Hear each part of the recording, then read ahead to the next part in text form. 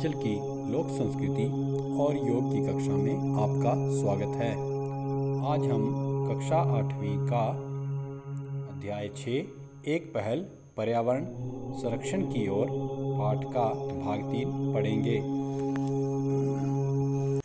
भाग 1 और 2 में हमने कुछ प्राकृतिक आपदाओं के बारे में पढ़ लिया है और आज हमारे पर्यावरण के समक्ष क्या क्या चुनौतियां हैं इसके बारे में भी हमने पढ़ लिया है। भूकंप आने पर हमें क्या करना है, बाढ़ की स्थिति में हमें क्या करना है और संभावित खतरे कहां कहां हो सकते हैं, इसके बारे में हमने पढ़ लिया है। अब हम भाग 3 पढ़ेंगे। तो बच्चों, आप अपनी किताब का पृष्ठ 45 निकाल लें और वीडियो के साथ साथ पाठ में देखते रहें।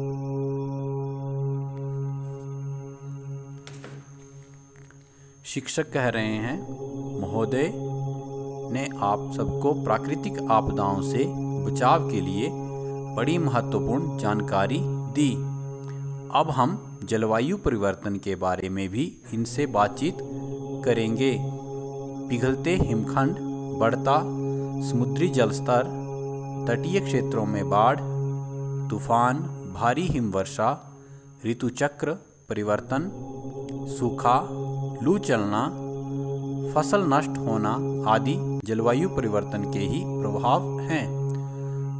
तो शिक्षक कह रहे हैं कि वैज्ञानिक जो महोदय हैं उन्होंने हमें बहुत सी प्राकृतिक आपदाओं के बारे में बताया और उनसे बचाव कैसे करना चाहिए इसके बारे में भी हमें जानकारी दी।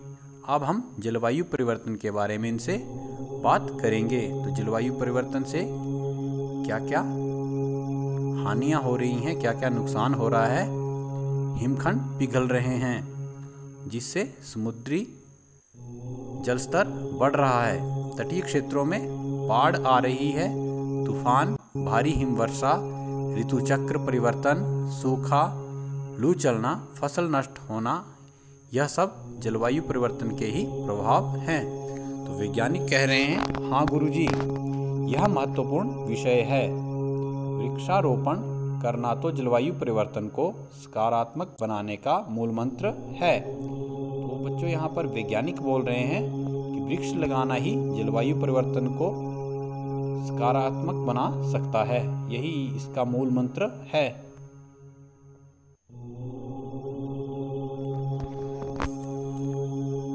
हमें थोड़ी दूरी के लिए पैदल चलना चाहिए या साइकिल का प्रयोग करना चाहिए। अगर हमें कहीं थोड़ी दूर जाना है तो पैदल जाना चाहिए या साइकिल का प्रयोग करना चाहिए। पेट्रोल, डीजल या दूसरी गाड़ियों का प्रयोग नहीं करना चाहिए। पानी व्यर्थ न गंवाएं। आप अपने स्कूल के लिए एक जलवायु परिवर्तन योजना बनाएं। बेकार पड़ी वस्तुओं को पुनः चक्रित करें तथा वर्षा जल संग्रहण व्यवस्था का प्रभावी उपयोग करें।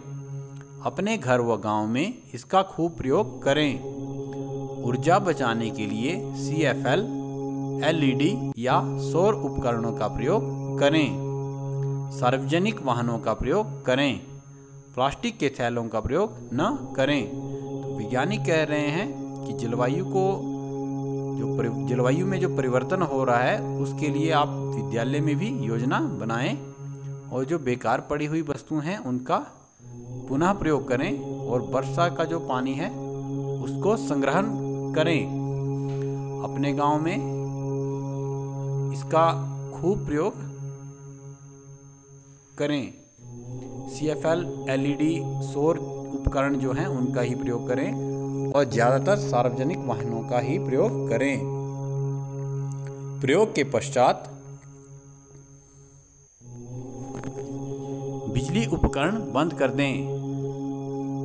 जब हम बिजली का प्रयोग करते हैं और हम उसका प्रयोग कर बैठते हैं तो उसके स्विच बंद कर दें। रासायनिक खाद की बजाय जैविक अपशिष्ट व केंचुए द्वारा निर्मित खाद का प्रयोग करना चाहिए। क्लोरोफ्लोरो कार्बन युक्त उपकरणों या चीज़ों का प्रयोग नहीं करना चाहिए। हरियाली बढ़ाएं तथा सौर उपकरणों जैसे सोलर कुकर, सोलर गीजर आदि का प्रयोग करें। व्यर्थ में जल व विद्युत का प्रयोग नहीं करना चाहिए, न करें। वाहनों को निर्धारित गति सीमा में ही चलाएं ताकि ग्रीन हाउस गैसों का विसर्जन कम हो। जन जागरूकता ही इन समस्याओं को हल करने में अग्रणी भूमिका निभा सकती है। तो लोगों को जागरूक करना ही इन समस्याओं का हल है।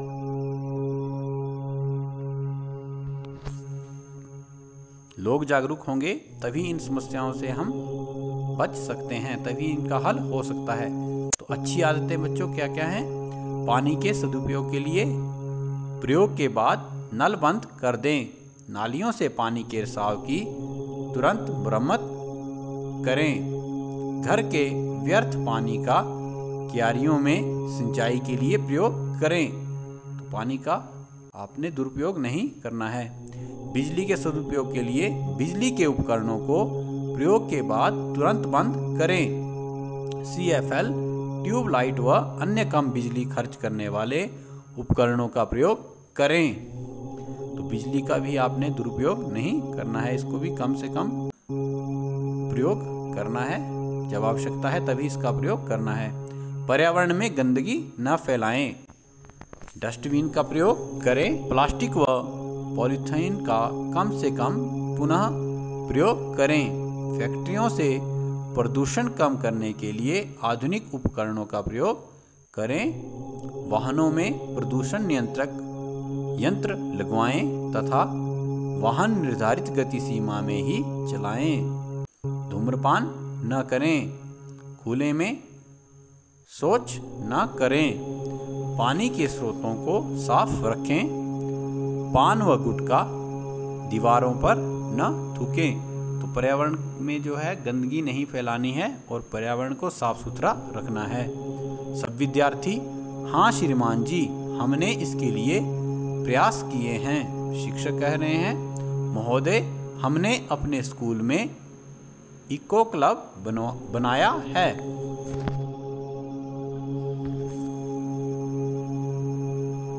तथा पौधारोपण कार्य शुरू किया है। लिखते समय हम कागजों को दोनों तरफ से प्रयोग करते हैं क्योंकि ऐसा करने से कागज बच जाते हैं तथा जितनी कागजों की बचत होती है उतने ही वृक्षों की रक्षा स्वतः हो जाती है।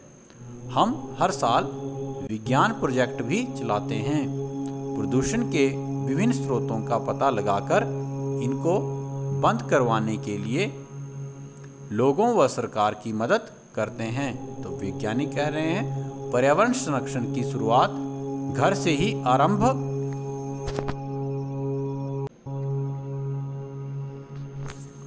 होती है।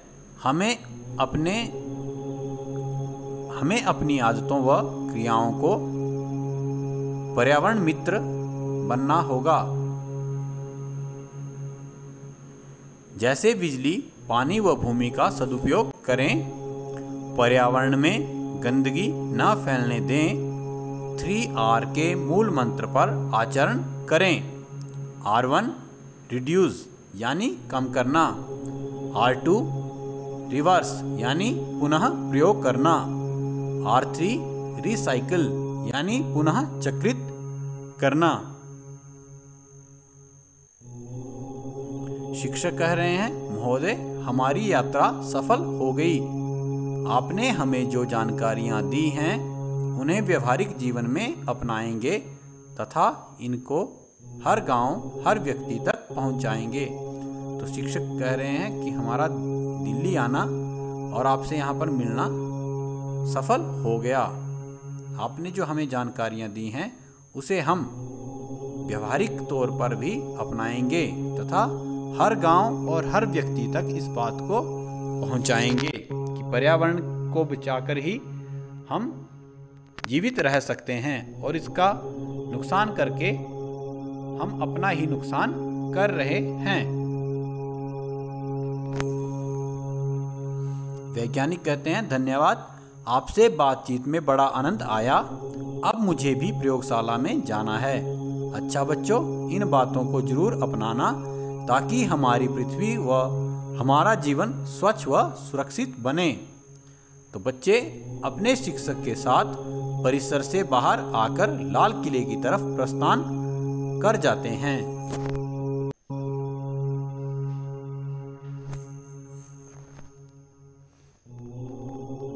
यह चित्र आप देख रहे हैं, यहाँ पर भी पौधारोपण किया जा रहा है। तो बच्चों, आपने भी हर वर्ष कम से कम एक पौधा जरूर लगाना है ताकि हमारा पर्यावरण साफ सुथरा रहे और हमें ऑक्सीजन भी इनसे मिलती रहे, साफ सुथरी ऑक्सीजन से मिलती रहे।